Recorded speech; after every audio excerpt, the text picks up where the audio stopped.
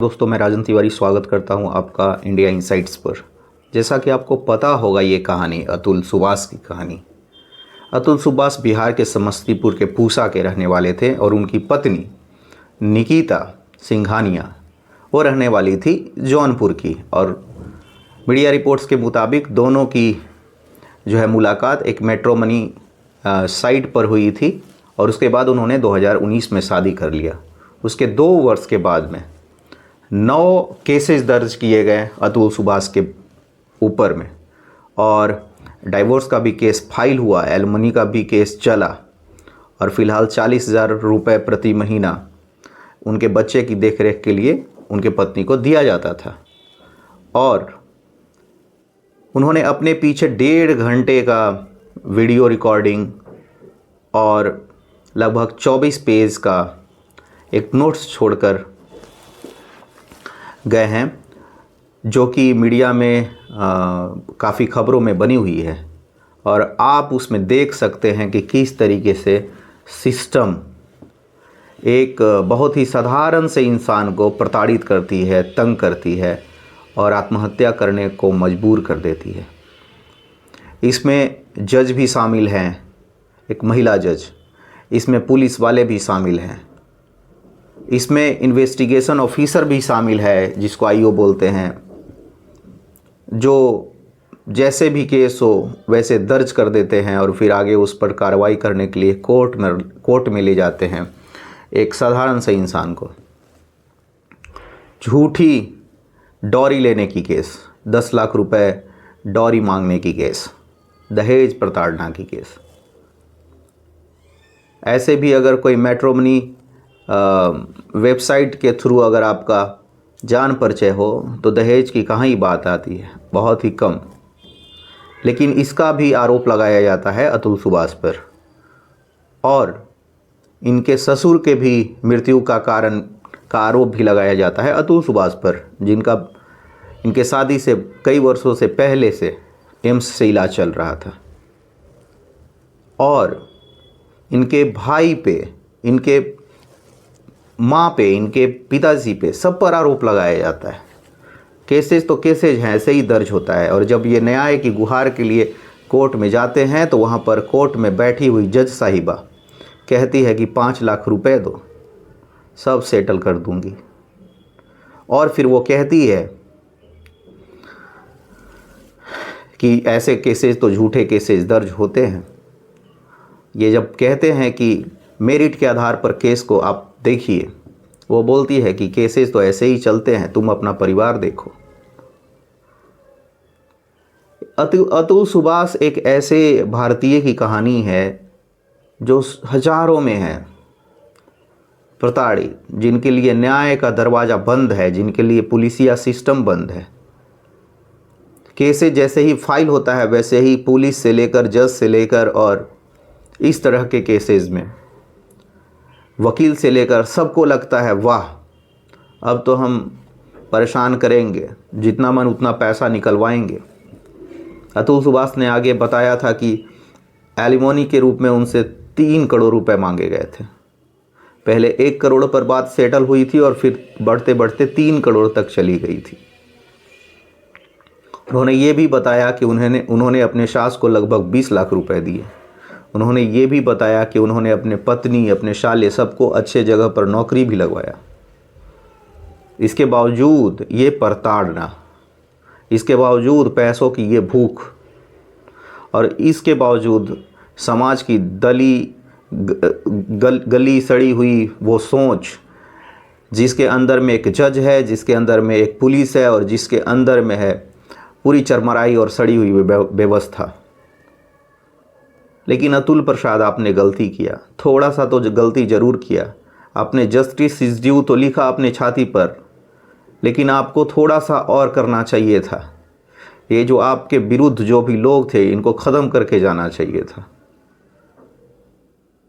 आपने शूल मूवी देखा होगा, जब मनोज बाजपेयी प्रताड़ित होकर अंतिम में पकड़ लेता है उस नेता को विधानसभा के अंदर जाकर, और कनपटी पर बंदूक सटाकर चिल्लाता है, चीखता है और सारा खेल ही ख़त्म कर देता है।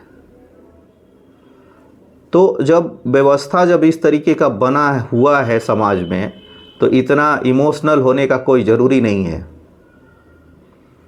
वही बोला जाता है आईक्यू है, लेकिन इमोशनली स्ट्रेंथ नहीं है माइंड में। और इमोशनल स्ट्रेंथ हो भी कैसे, लोग टूट जाते हैं केसेस पे केसेस, केसेस पे केसेस, केसेस पे केसेस, और मेरिट के आधार पर कोई केस की सुनवाई नहीं। और ऐसे एक मामले नहीं है, आपको याद होगा एक बंगलुरु का ही केस था, जब एक माँ अपने बच्चे को मारकर सूटकेस में भरकर उसके बॉडी को ले जा रही थी, और वो भी सेम केस था, पति पत्नी के झगड़े का केस। और ये लगातार बढ़ते ही चला जा रहा है। किसको क्या भूख है, किसको कितने पैसे का भूख है, कितने भौतिक संसाधन का भूख है, पता ही नहीं चल रहा। अतुल सुभाष की कहानी कल भुला दी जाएगी, क्योंकि भारत में कुछ याद रखा नहीं जाता, कुछ डॉक्यूमेंटेशन होता नहीं है, कुछ उस पर शोध होता नहीं है ये क्यों हुआ। जब अतुल सुभाष ने जज के सामने बोला कि एनसीआरबी का डेटा देख लीजिए, यानी नेशनल क्राइम रिकॉर्ड ब्यूरो का, कि कितने पुरुष जो है आत्महत्या कर लेते हैं, तो जज उनकी वाइफ हंसी, तुम क्यों नहीं कर रहे हैं। जज साहिबा भी हंसी। उनके सास ने बोला, तुम अभी तक क्यों नहीं किए सुसाइड। ये जो चक्र है ये कब रुकेगा। और अनगिनत कहानियाँ, और जो पुरुष है उसके लिए क्या है इस जो पुलिसिया सिस्टम और जो कानून है उसके बीच में पुरुष पीस कर रह जाता है, उसके डिफेंड के लिए कुछ नहीं है, उसको सिर्फ खोना ही खोना है, उसको पाने के लिए कुछ नहीं है, उसको प्रताड़ना अलग से मिलेगा, उसके फैमिली का जीवन अलग से बर्बाद होगा, उस पर सारी धाराएं, सारे मुकदमे, सब कुछ चलेगा। क्योंकि एक तो पूर्वाग्रह है ही कानून में बैठे लोगों का और पुलिस में बैठे लोगों का कि गलत कैसे हो सकती है एक महिला गलत नहीं हो सकती, गलत होगा तो पुरुष ही गलत होगा।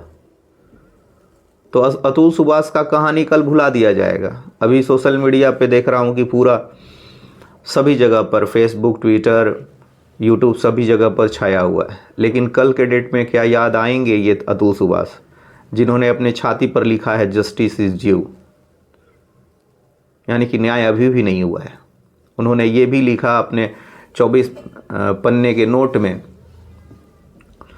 कि यदि मुझे न्याय नहीं मिले तो मेरी जो है अस्थि उसको कोर्ट के बाहर किसी गटर में बहा देना।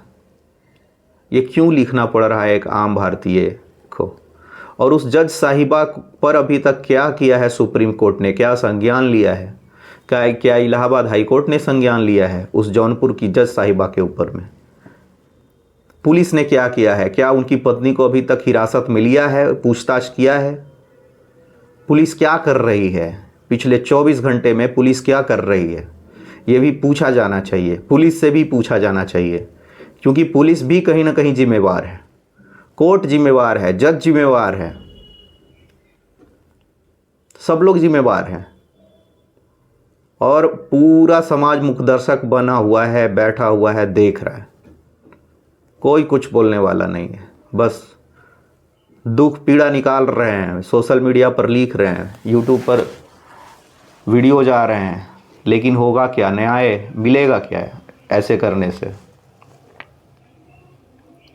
जज साहिबा को सड़क पर लाया जाना चाहिए, उनसे पूछा जाना चाहिए, उनके मुंह में माइक ठूंस कर पूछा जाना चाहिए, तुम होती कौन हो 5 लाख रुपए मांगकर केस सेट करने वाली। लोग भरे हुए हैं, ऐसे जज भरे हुए हैं, ऐसे इमोरल लोग भरे हुए हैं, पूरा सिस्टम ऐसे ही सड़ा गला हुआ है। यही कारण था कि भारत सैकड़ों सालों तक गुलाम रहा। और अभी भी न्याय की कहीं उम्मीद नहीं है। न्याय की उम्मीद यही है, खुद से उठाइए, खुद से अपना न्याय लीजिए, तभी न्याय मिलेगा। नहीं तो इस सड़ा गला सिस्टम में आप इमोशनली आपको इतना डैमेज कर दिया जाएगा कि आपकी हालत अतुल सुभाष जैसी हो जाएगी। आपको मेंटली टफ होना पड़ेगा, आप हो सकते हैं अच्छे विद्यार्थी हों, बहुत तेज़ तर्रार स्टूडेंट्स हो, बहुत बड़े पद पर हों। एक ऐसा ही केस था बिहार का, एक और केस, एक डीएम थे यहाँ पर, और उन्होंने खुद को सुसाइड करने के पहले ऐसे ही एक शॉर्ट वीडियो बनाया था और फिर उन्होंने अपनी जीवन लीला ख़त्म कर ली थी। और फिर क्या हुआ था, कुछ दिन तक उनके वीडियो को देखकर, मुकेश पांडे शायद नाम था, बहुत अफसोस हुआ लोगों को। लेकिन फिर क्या हुआ, क्या न्याय मिला उनको? नहीं मिला, दूर दूर तक नहीं मिला। और उसके लिए जिम्मेवार कौन थी? उनकी पत्नी, जिसको शायद पुलिस ने हिरासत में लेकर पूछताछ भी करना मुनासिब नहीं समझा। और इस केस में भी शायद पुलिस कुछ नहीं करने वाली, शायद न्याय तंत्र भी कुछ नहीं करने वाला, स्वतः संज्ञान नहीं लेने वाला हाई कोर्ट, क्योंकि सबके कान में तेल डला हुआ है। और योगी जी, करिए ना इनकाउंटर, अब पूछिए ना अब उन लोगों से जिन्होंने आत्महत्या करवाई है। ये आत्महत्या नहीं बल्कि एक हत्या है। योगी जी, कहाँ है आपका कानून? आप ही के जौनपुर का तो केस है, कहाँ गया आपका सिस्टम? ये सड़ा गला सिस्टम, कहाँ है आपका पुलिसिया तंत्र? और इसी पुलिसिया तंत्र ने तो ये झूठा झूठा केस इतने सारे लादे होंगे। इन्वेस्टिगेशन ऑफिसर्स क्या कर रहा था? क्या उसको पता नहीं था कि ये झूठे केसेस बनाए जा रहे हैं? तो सवाल कई हैं। न्याय का कोई अता पता है नहीं, देखिए क्या होता है। धन्यवाद।